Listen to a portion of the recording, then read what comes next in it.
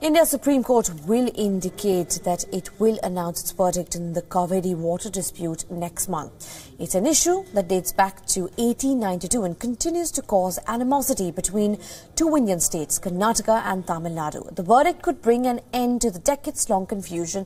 WION's Nishchita Virendra has more details.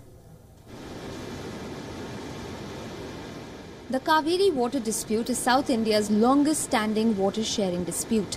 In less than a month, India's Supreme Court will be declaring its verdict on the case. Over the years, there have been several twists and turns in the matter, but in February, the Apex Court will decide on the petition filed by Karnataka, Tamil Nadu and Kerala over the water-sharing pattern decided by the Cauvery Water Disputes Tribunal back in 2007. Karnataka, where the river originates, has sought a substantial increase in the 270 TMC share that it had been allotted. The right of Tamil Nadu is not more than about 100 TMC of water at the interstate border.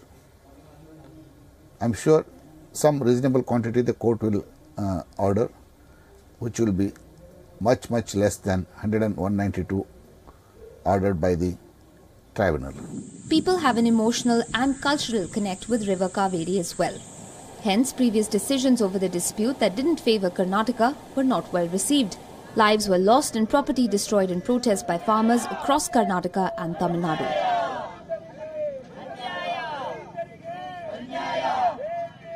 While Tamil Nadu claims that it has a larger basin area depending on the river, Karnataka argues that its drought-prone area is nearly double that of its neighbouring state. But another factor playing on Karnataka Chief Minister Siddaramaia's mind will be that 2018 is an election year for the state and the Congress is facing a litmus test in one of its last bastions in the country.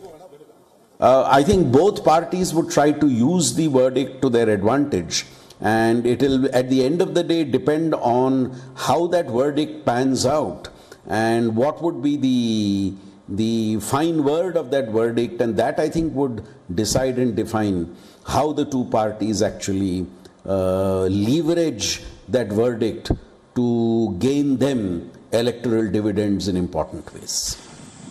While the agricultural needs will be the focal point of this verdict, with the Supreme Court even refusing to entertain other petitions connected to the river during the time, tech city Bengaluru is also desperately hoping for a verdict in Karnataka's favour.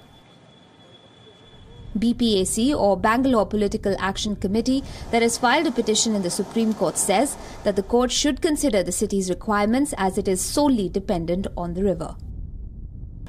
If we look at the projections going forward by 2031, we are in total crisis mode, because even if the Cauvery water is kept at the same level as today, only 38% of the city will be served with water.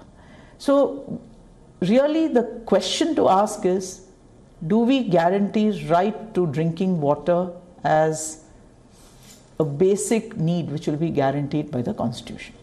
And we believe it comes under the right to life. The Chief Minister Siddaramaiah had defied the Supreme Court order in 2016 asking the state to release 15,000 cusecs of water to Tamil Nadu in face of widespread agitations in the state. With elections a few months away, how will Karnataka respond to the verdict? Well, the Supreme Court verdict is expected to have a huge impact on the three petitioning states of Karnataka, Tamil Nadu as well as Kerala, and of course on the Silicon city of Bengaluru too, considering that the majority of the city depends on Cauvery water for its survival. But while on one hand the nation awaits the verdict with bated breath on the dispute that has lasted for several decades now, on the other hand experts continue to believe that the only solution to this problem is through mutual cooperation.